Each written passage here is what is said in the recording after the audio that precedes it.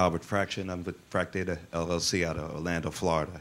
I'm in the IT business, and I'm very upset and angry about how the federal government is handling small companies like mine, people with individual talents like mine, where we can't approach the federal government for contracts because they've given all the large contracts on blanket orders or some vehicles that only one large company can use. What this is doing to small businesses like mine is absolutely putting us out of the federal marketplace.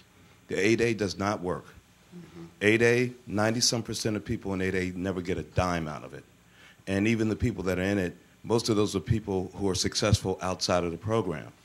So I think that we need to really look at that. When you say unionization, I think in the IT business, they've just killed us. And I think it started with the milk bill way back there where they tagged on where all independent contractors had to be employees of a large company and things like that. They passed certain regulations that stop us from growing. I think this is a very dangerous thing, and I see it being something that is going to stop a lot of the creative artists who are IT professionals from participating in government contracts where they're actually needed. When you go and look into the the government issues that say, well, here are the contracts out there. You look there and you see CSC, and you see EDS, and you see all these people. What they do to me is when I come to them and say, look, I have a small company, I have 10 people I want to bring on a contract. They say to me, the only way you can get on this contract, you have to be an employee of ours. So how do you grow businesses, a small business, if you are now relegated to the point where you have to be an employee, which is a no-no for an entrepreneur?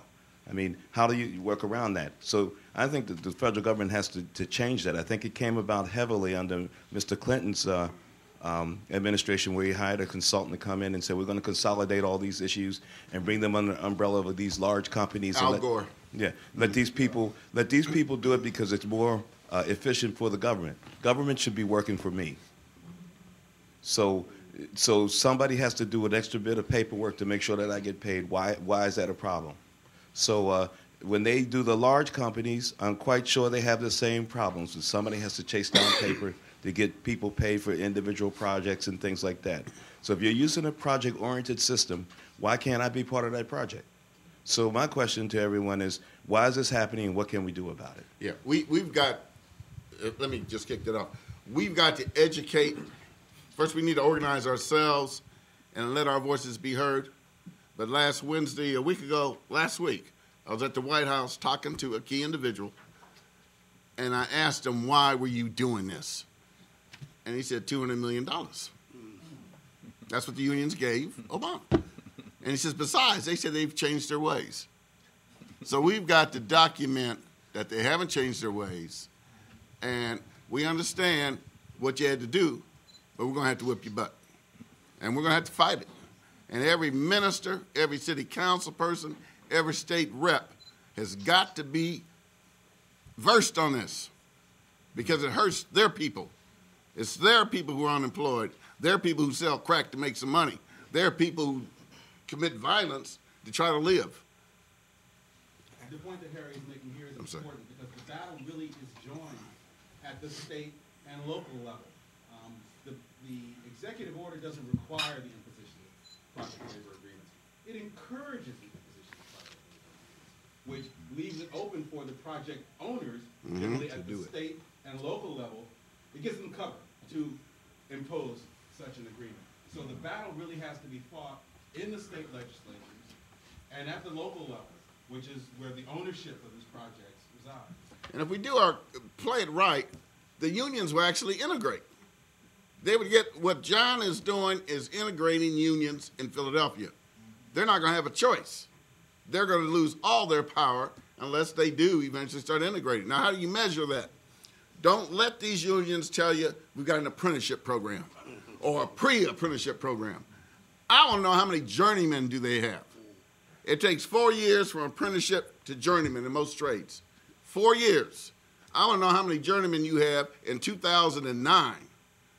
Since the Executive Order 11246 went in 1962, what have you done in the last 47 years? And if you do not have any measurement of African American involvement in your journeyman classes, you will not work on any public funded projects. And any private corporation that hires you won't participate with them. That's what we have to do. I wanted to come back and kind of go a little bit further in responding to your earlier question. If you think about these 3 executive orders that are union friendly and think about their history, these were executive orders that were signed in the Clinton administration that were meant to be union friendly. During the Bush administration, they were overturned and said, we're not going to do those things. And now we have a change of administration again that's saying we're going to do those things. But it's that relationship between the political relationships with unions and how they impact small and minority businesses that I want to bring the focus to. And it's not a new effort of ours. It has been ongoing for some time. We didn't like it when it was signed under the Clinton administration. But I would say from a general population perspective, you know, business owners are part of a business community, whether they're small or minority. So in many ways, we may not see everything eye to eye as the rest of our community. But I believe that the difference is everybody has a political affiliation, and it's based on history and relationships and knowledge. From a business perspective, the African American community is still developing from developing businesses that go from being small to large businesses. Those things that impact us, I frequently, over the last 25 years, I've heard many politicians say how they support small and minority business. But if you look at their voting records as it relates to items that impact small and minority business, they're in direct conflict. We have to hold them accountable. So it's an education requirement where we have to educate, and then we have to hold them accountable, and then we have to expose what the facts are. So as we develop in doing that, we've been doing that. Part of our purpose here today is to educate and have more people becoming a part of that interest and sharing in terms of what are the actual impacts. Most minority businesses are large employers of minorities. It just works out that way. So when opportunities are being shut down, I think you mentioned that minorities are first ones impacted. If unemployment is 8% in the country, it's 12% in the black community. 25 in Detroit. So those things are directly related. It's not just some people sometime. We have to take the message forward and hold that accountability. You can see it in your travels. When you see a freeway in Chicago or Los Angeles or even Philadelphia, see how many blacks are working on those roads. You don't see them. Now, you go to Birmingham, you go to Montgomery, you go to New Orleans, you see nothing but blacks working on those highways because they're not union down there. Mm-hmm. That's where we work. Now, Hazel, in 1996, the House was going to vote for a project labor agreement on Department of Transportation projects. And Jim Talent, who was chair of the Small Business Committee, got up and said, we can't do that because it would be discriminatory. And we are against discrimination, aren't we? And that's what he said on the floor of the House. And the Black Caucus had to back off. George Bush, on the Wilson Bridge, put an executive order banning all project labor agreements after looking at the Wilson Bridge. When we did a study, ABC and the National Black Chamber of Commerce did a study on Maryland versus Virginia. Both states, 33% black population. One state, union only. The other state, open shop.